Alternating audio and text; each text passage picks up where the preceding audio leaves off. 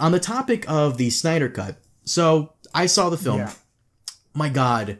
I have watched the first 2 hours.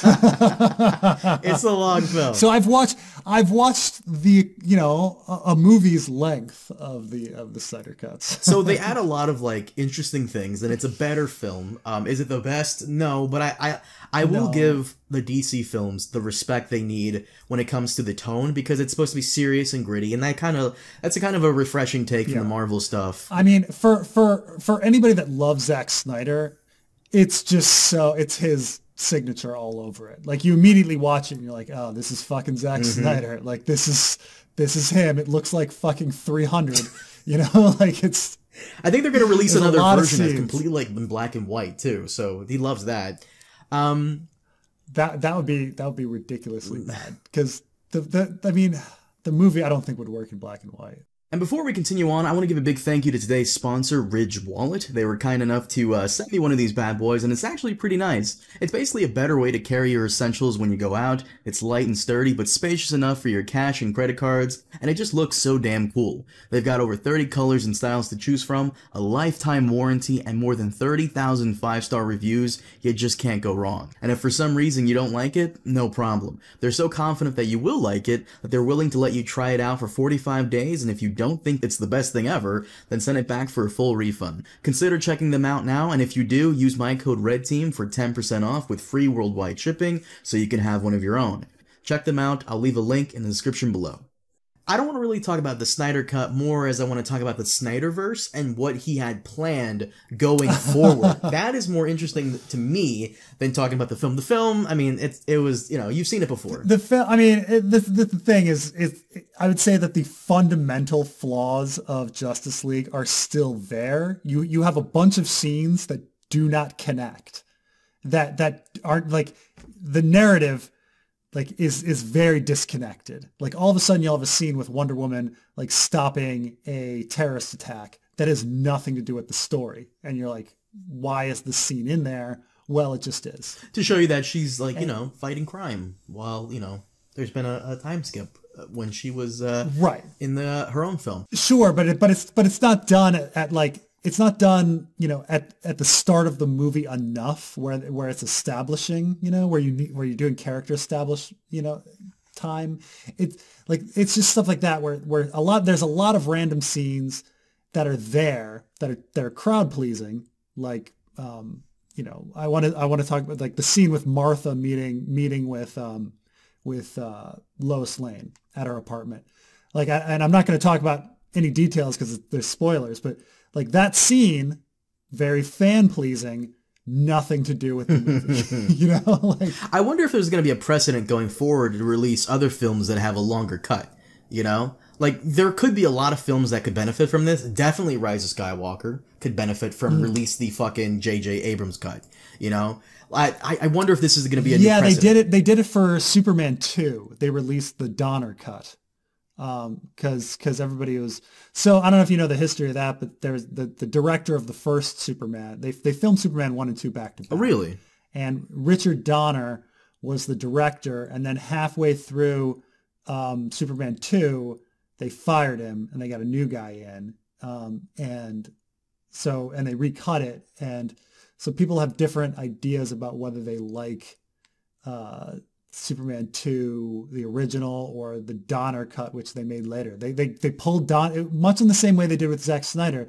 Years later, they pulled in Donner and they were like, hey, do you want to put this movie together the way you would have put it together? And he did.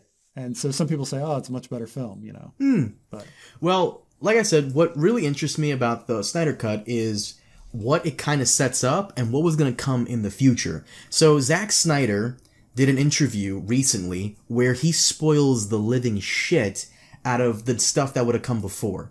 And according to him, the whole Justice League, like cinematic universe would have been 5 films. We already have 3 out. Man of Steel, Batman v Superman, Justice League, and we had 2 more films, right? So, according to this is some of the takeaways I wrote down. Warner Brothers didn't want Snyder to suggest in this film that there would be room for more films, to which Snyder says that's not possible to do with the comic book genre. So basically, he wanted to, like, allude to other stories being told in future films in Justice League, and Warner Brothers told him to chill on that. And he's like, well, that's kind of not possible to do, considering it's the comic book genre does that naturally, which he's right. It's almost ingrained that whenever you do a comic book movie, it's implied it'll lead towards other stuff down the line. It does, but at the same time, like, Marvel goes out of their way to do after the credits, you know, next movie kind of stuff. I mean, there's stuff like so I remember in Batman Forever, there's a line in which, and this is how tame and like different the world was back then. But like, there's a line in Batman Forever where Batman says to Robin something about them being halfway to Metropolis by now.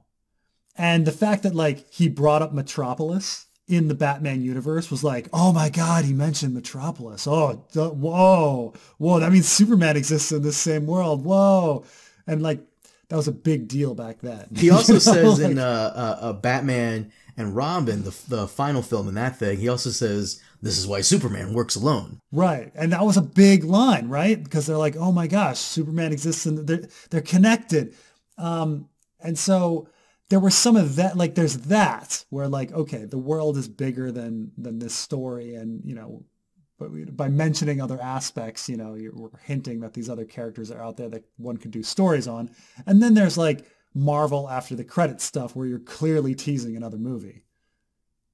You know, so I don't know which they're probably telling him like, don't tease another movie. Just like make this the end of the story. Well, he was trying to tease subplots that would continue on throughout the films.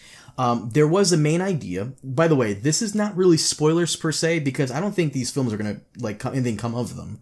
I think they're all canceled. But the main idea for the future films would be that Batman would die in one of them. And the ending of the Snyder Cut Justice League film teases this. You haven't seen it yet, but you will. At the very last scene of the film, there's an apocalyptic dream that Bruce Wayne, Batman, has, and the Joker is there with him. And the Joker says that Batman did have the balls to die, which led to this apocalyptic reality they live in now.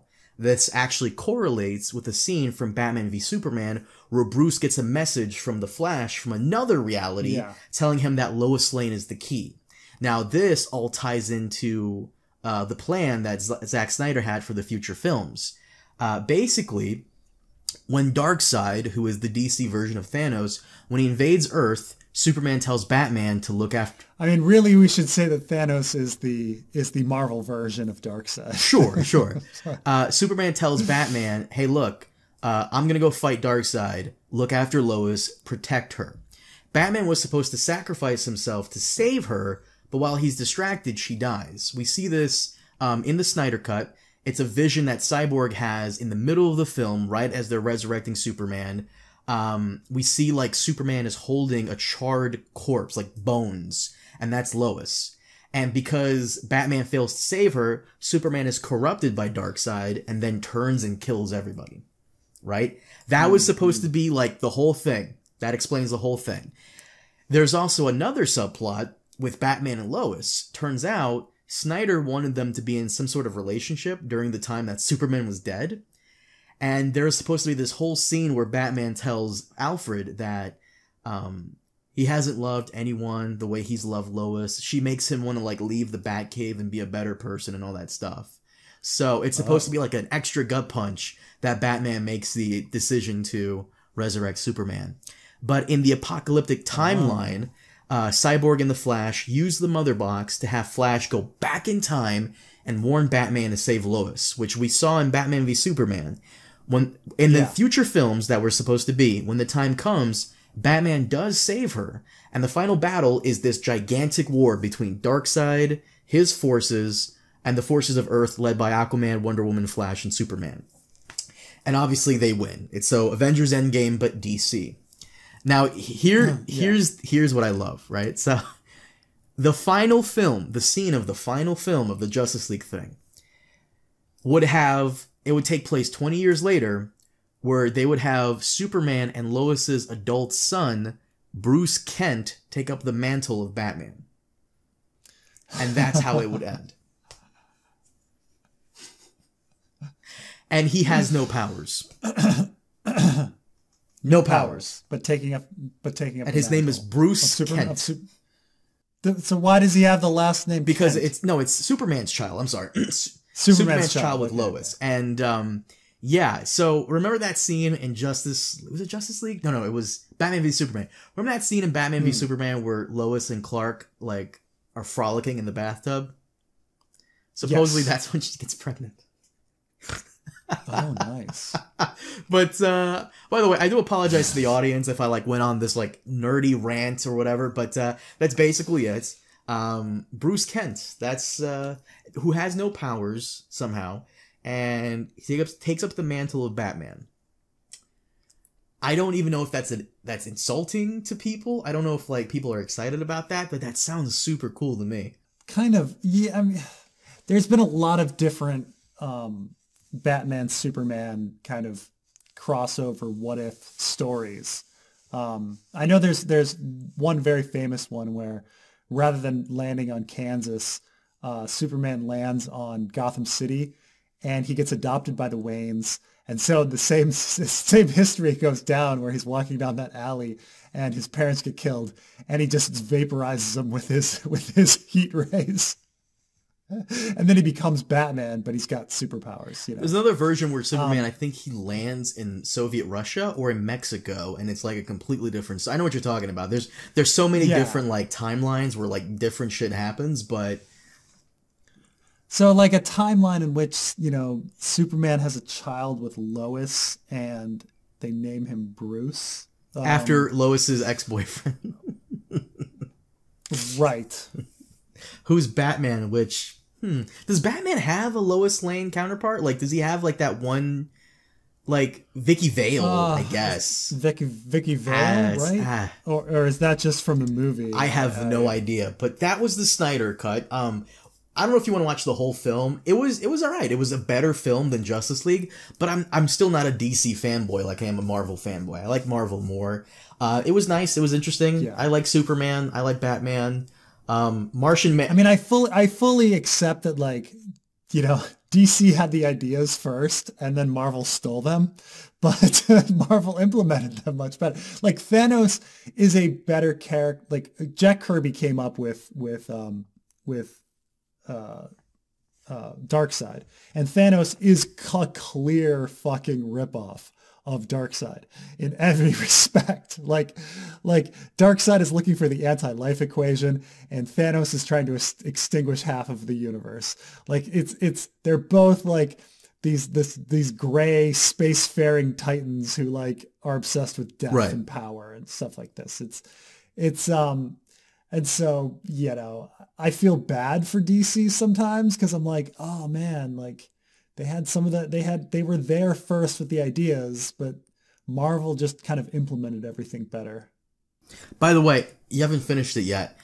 Towards the very end of the film, like a character shows up. Originally that character was supposed to be Green Lantern, but apparently Warner Brothers is like, no, don't do Green Lantern. We want to make that announcement in the future. Do another character. And so Zack Snyder's like, all right, I'll do this guy. So when you watch the film, know that that's... Well, yeah, no, I saw that scene. Okay. That's why Martian Manhunter, that was supposed to be Green Lantern. Yeah. Jon Stewart, so... Yeah. I was watching it with my wife, and she asked me, like, who else is normally in the Justice League? And I was like, well, I mean, the people here, and then there... Because she was like, this Cyborg guy, I've never heard of him. Is he, like, normally part of the Justice League? I was like, yeah, no, he's normally part of it. And she's like, anybody else? I'm like... Well, they're kind of missing Martian Manhunter and Green Lantern. Like those are the big ones, I would say that are not. I guess Green Arrow. I don't know, some other people that like. I'm sure people are correct me about like who the main Justice League people are. As per usual. Yeah, of course. But I'd say that Martian Manhunter and Green Lantern missing are probably the two big ones, like on who's in the who's part of the Super Friends. The Super Friends. I love that. I mean, plus like Wendy and Marvin, Of course.